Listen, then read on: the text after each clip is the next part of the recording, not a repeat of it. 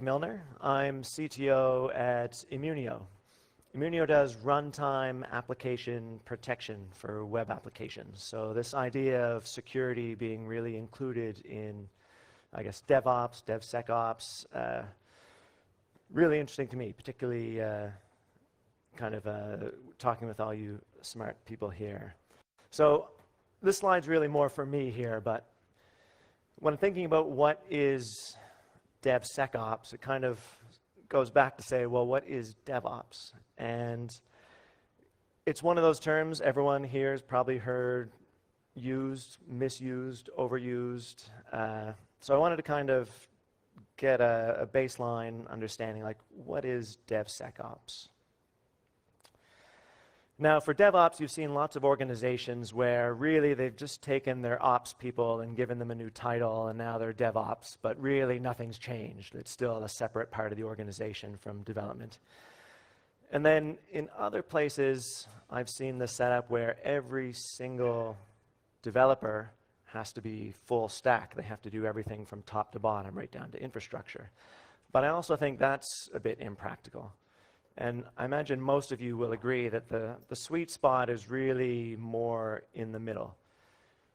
You still have specialists. You still have somebody specializing in operations. You still have people who are primarily developers.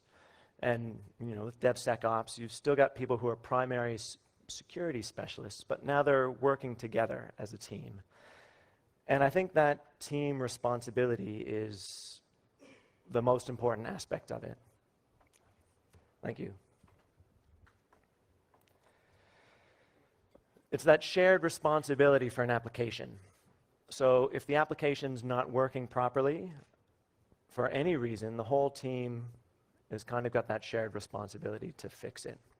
Because nobody wants something like this here. Now, I've seen this picture in quite a few DevOps presentations. I love it because it's very visual.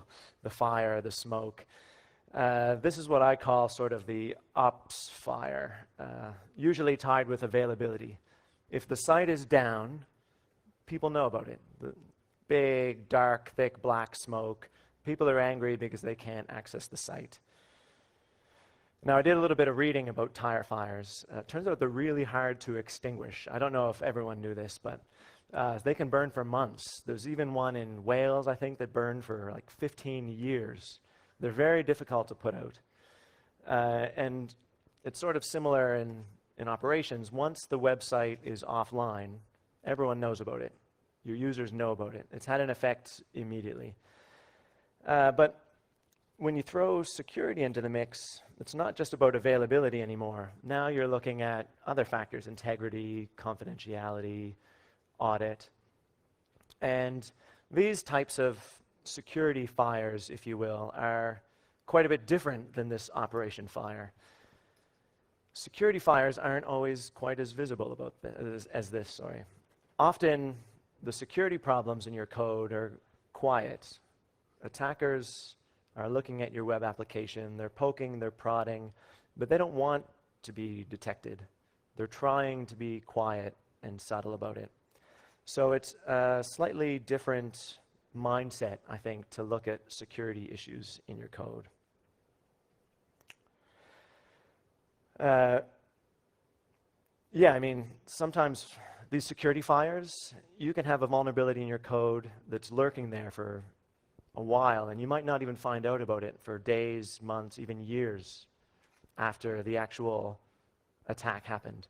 Take Yahoo as an example. They've been breached. I think it was a couple years ago that it actually happened, but the security fire is only really happening visibly now. Maybe someone at Yahoo knew about it and just didn't tell us.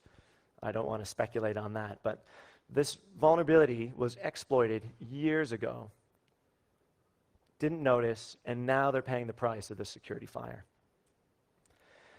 And it got me thinking, in general, what do you do about these quiet, invisible security fires? And one of the things I liked most about DevOps, it was the idea that you could get this availability, you could get this thing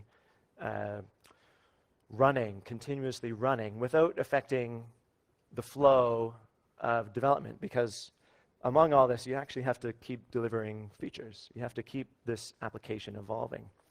So we want something similar for security, the idea that maybe we can apply this DevOps idea of effective monitoring of your application to security.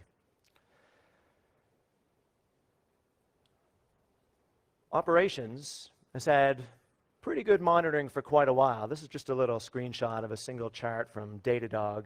If you're familiar with it, it's a great tool for logging lots of different metrics about your applications, your infrastructure. You can set up alerting. You can use it to test load on servers. It's really quite effective. It's a useful tool. But security, application security in particular, is kind of playing catch up a little bit. There isn't really a Datadog for security. But this idea of combining security with the development team and operations team early on gives us the ability to start trying to include some of these security monitoring concepts earlier into the process of an application being developed. So very early on, starting to think what might be useful monitoring information from a security perspective. Getting that baked into the application early as it's being developed instead of doing it after the fact. So I picked a particular attack type I wanted to just talk about briefly, and then we'll kind of look at what this idea of security monitoring might look like.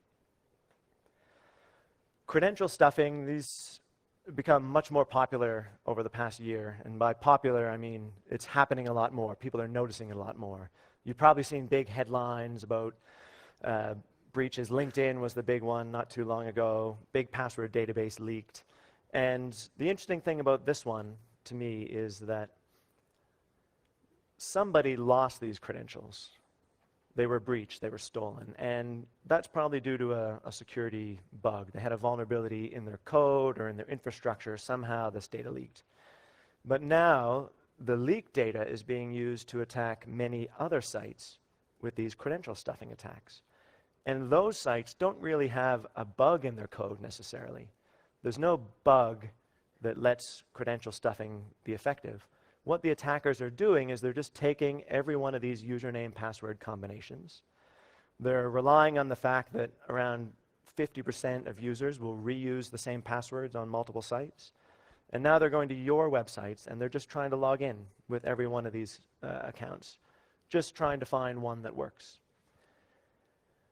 And because it's not actually exploiting a bug, there's not really much in the way of protection on lots of sites.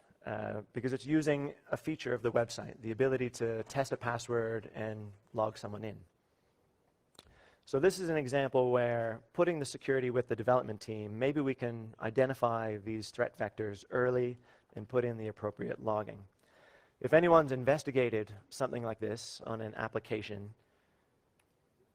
you might have started with something like this. This is, standard log, Apache common log format. If your application has no security logging, you probably still have something like this at least. It's just logging each request, the URL, the response status, IP address it came from. Maybe you can tell a little bit from here. You can see the get post, get post, get post. That's common if your login is protected against cross-site request forgery. You need to look at the login page, get that security token, put it into the login. It doesn't really affect or hinder somebody doing credential stuffing attacks.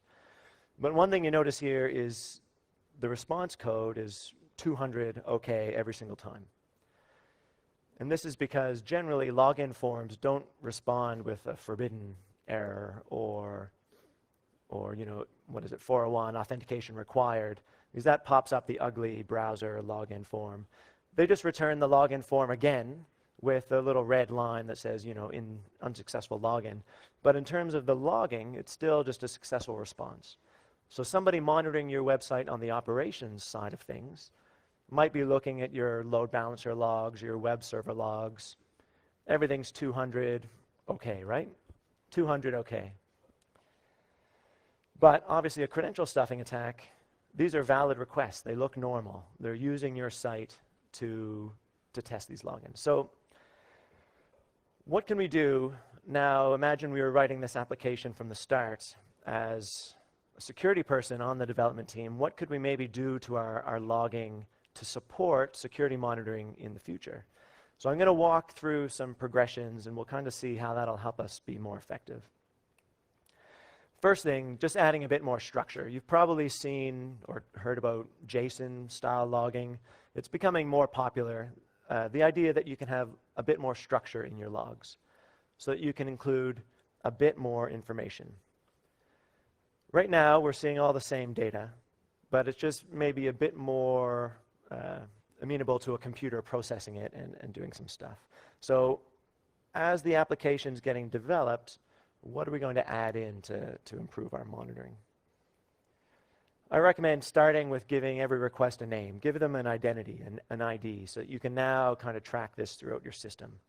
Ideally, you'll want these identifiers being placed as early in your stack as possible, right at the edge of your network. As soon as that request comes in, maybe it hits your load balancer or something like that, give it a unique identifier, and then track that throughout your system, because that's going to be your unique way of correlating other logs with what we're getting here. Then you probably want to start capturing more information about where your requests are coming from. So these are login requests, so we don't have a username, but we can start capturing things like a user agent. If you've got a tracking cookie in your HTTP, you're actually tracking browsers, then throw that in there as well. These are all going to be useful bits of data to help correlate different behavior when we're actually trying to monitor and prevent these attacks. And then the most important thing is actually record what happened in some sort of a neutral format. So instead of trying to parse a log file, pull out 200 means this, and this type of response means that, just be explicit. You decide, because again, we're part of the development process now. We can decide at the start, failed logins are probably going to be interesting. Maybe you've done threat modeling and identified brute force as a possible vector, credential stuffing as a possible vector. So let's get that in there early. And maybe add some additional information. Which username did they try to log in as? Did that user exist in my system? Try to include relevant information in your logs that are going to be able to feed into your monitoring systems later to make tracking these types of attacks more effective. For other types of attacks that are more business-oriented, you can do something very similar. Instead of now tracking failed logins, maybe I want to track things that are more relevant to my business for less security use cases, but more abuse use cases. Credit card declined, probably interesting to know. I don't know if you guys are familiar, card scammers, credit card fraud. You can buy these big databases, lists and lists of compromised credit card details with the card details, but there's always a bit of a question from the scammers on, are these valid credit card details? Are they still active? So you might get a list of 10,000 card records from, I don't know, some online form or something like that, but you don't know which ones there are actually still working. So before you use them for your high-value fraud, whatever that might be, you want to test them. So we've had people come to us who run charity websites. Now, it's very common for charity to accept donations, and it's very common for donations to be small value. So a credit card scammer is trying to avoid fraud detection from the credit card companies, which are very good at spotting large, high-value transactions that might be a bit abnormal. But smaller transactions, $1, $5, might go by with less notice. So they'll go to a charity website, and they'll just feed in these credit cards, one after the other, trying to donate $1. And the ones that succeed are accepted. The ones that are declined are no good. They cross them off the list. So now this poor charity is getting lots of donations, hooray, but then at the end of the month, they all get rejected by chargebacks. So it's a major burden for these charities to bear. They're paying the price. So tracking these types of things lets you also protect against business logic errors, abuse cases.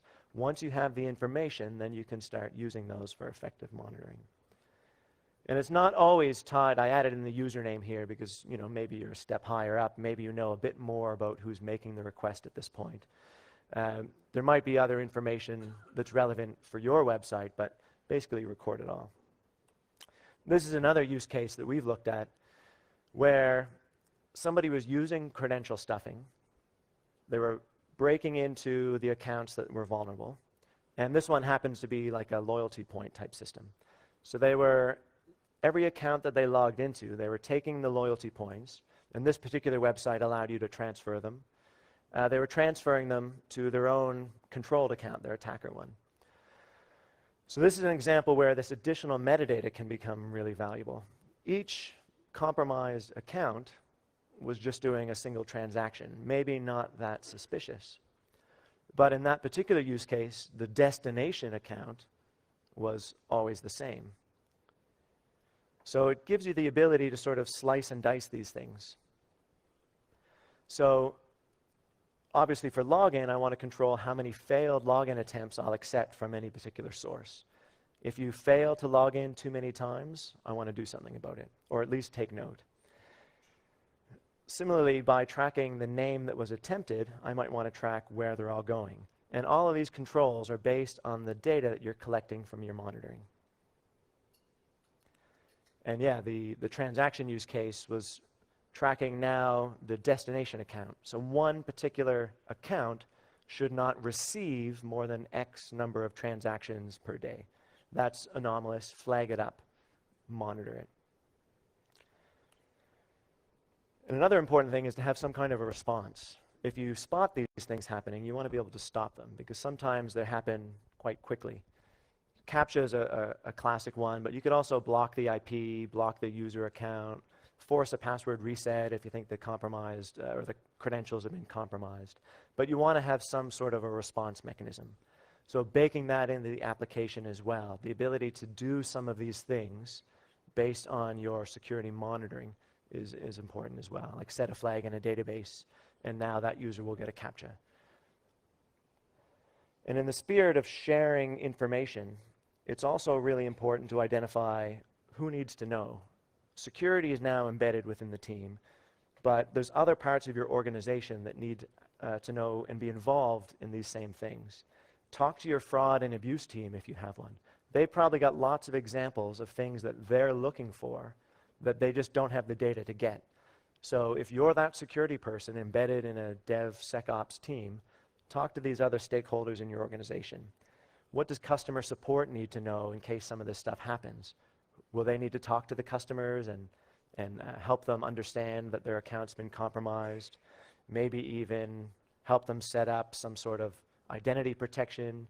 Same thing, your PR might have to post something on the blog to make this public. What information do they need to know? Engage with these people early so that, as the keynote this morning said, really, DevSecOps is really DevSec, stakeholder relations, public relations, compliance, all of these things need to be working together. And then identify what they need to know. This is kind of part of engaging early. Once this stuff happens, if you can prevent it, if you can stop it, what do you actually need to know about the attack? What information do you need to collect? Some of this stuff is pretty big business. If somebody's stealing data or stealing finance, you might have compliance obligations that might require an investigation. So what do you need to actually collect that might need to be given to law enforcement? Or you might be able to use to defend yourself if somebody's trying to fine you. You might need to demonstrate that you've taken appropriate protection measures. So it's important to identify these things early, and that security person is the ideal person to carry these business requirements from security, abuse, compliance, into the development team so that they're identified early and you're not having to play catch up on your application to spot them after the fact. And that's everything. Thank you very much.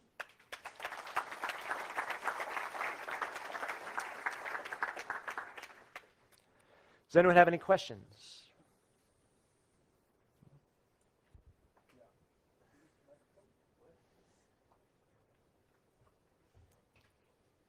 We'll pause a moment. Here, okay, here we go.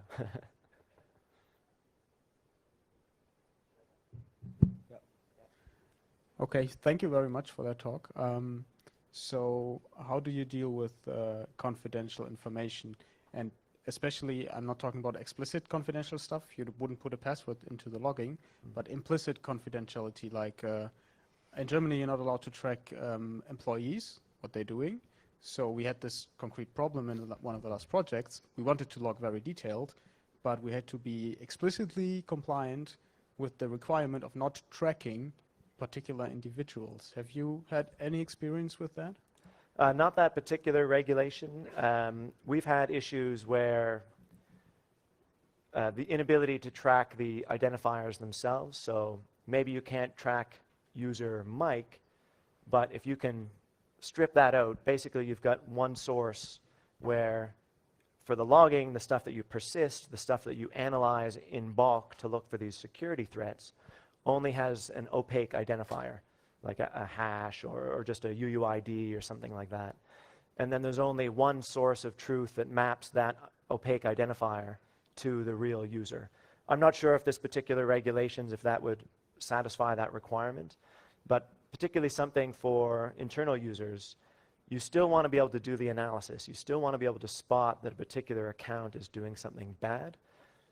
But again, I'm not sure. You probably know better than I do whether it would satisfy that particular requirement. But we're very puzzled by that challenge. Yeah. But yeah, we've had a similar thing. So Immunio, the company, is a service, and some companies aren't comfortable that data going to us. So maybe a similar concept, they've done exactly that, an opaque identifier that we can share with them, but only they have the ability to map that to the actual user identity, like email address and username. Yeah. Thank you. Any other questions? There's one there. Yeah, you've got the job of sharing the microphone now. Yes, I will bring it over. Just wanted to say that was really interesting because I've had to deal with that in exactly the way you've just detailed, unfortunately the hard way. And what was interesting was that in addition to all those people that you involved, we also involved security operations. So they were tracking the perpetrators through the threat intelligence. So during the whole remediation process, we were seeing both sides of the picture, right. And that really helped in trying to tailor our response to each of the steps, be it PR or customer services or whatever. But yeah, absolutely. It's always a balance, I find. From a security perspective, you'd like to track everything. Who cares about privacy, right? It's always that balance. You know, I would love if every user had a unique identifier in their browser that I could track their behavior across all these sites. But of course, you know, balancing that is very important. But yeah. Anybody else had to deal with it the hard way for some of these attacks? I know I have, certainly. Yeah. Any other questions?